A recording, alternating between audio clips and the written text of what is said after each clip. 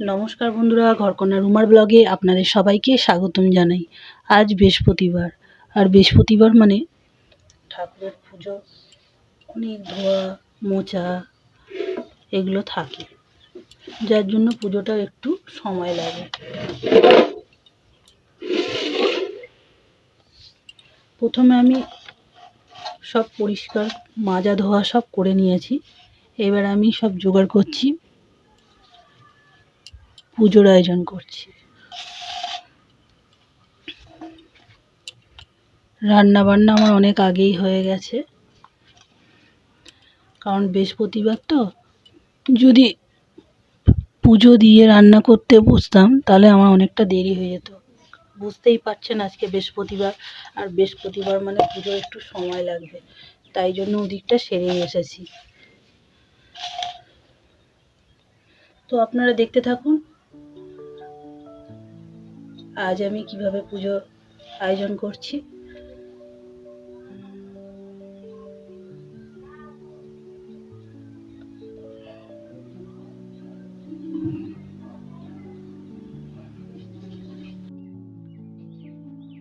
সকালে উঠে বাসি কাজ সেরে আমার বাসন মাজা ধোয়া মোছা সব হয়ে গেছে। এখন আমি শুধু গুছাচ্ছি, এইবার পুজো দেবো।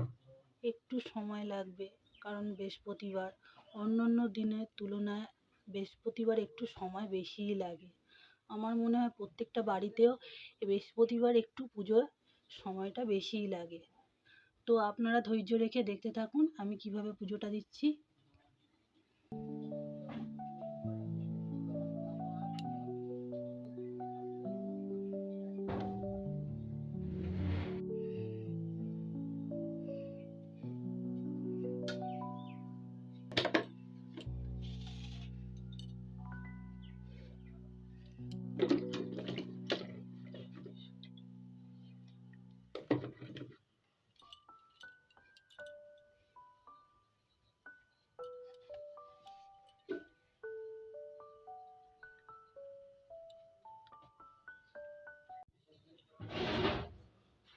সমস্ত ফল আমি ধুয়ে নিয়েছি।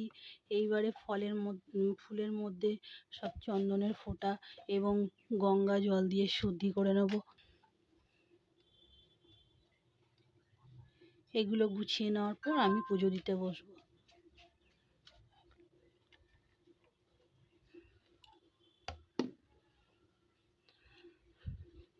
চন্দন না থাকলে আপনারা অষ্টগন্ধা এবং গঙ্গার জল দিয়েও ফুলগুলো শুদ্ধি করে নিতে পারেন।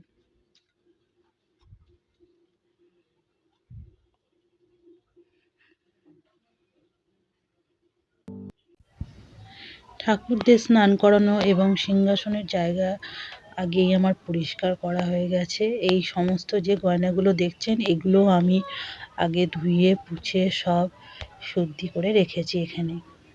এবার আমি একে একে এই অলংকারগুলো ঠাকুরদের পরিয়ে দেব। পরিয়ে ঠাকুরকে সিংহাসনে বসিয়ে আপনাদের দেখাচ্ছি। ঠাকুরদের স্নান করিয়ে পোশাক চেঞ্জ করা হয়ে গেছে। এবার এই গয়নাগুলো আমি পরিয়ে দেবো। একটা ভিডিওর মধ্যে তো আর সব কিছু দেখানো সম্ভব না, তাহলে ভিডিওটা আপনার অনেক বড় হয়ে যাবে। তা কোনো দিন আবার অন্য ভিডিওতে আমি কিভাবে স্নান করাচ্ছি বা ঠাকুরের সেগুলো আমি আপনাদের সামনে তুলে ধরব। আজকের যতটা পেরেছি ততটাই আপনাদের সামনে তুলে ধরেছি বা তুলে ধরার চেষ্টা করেছি।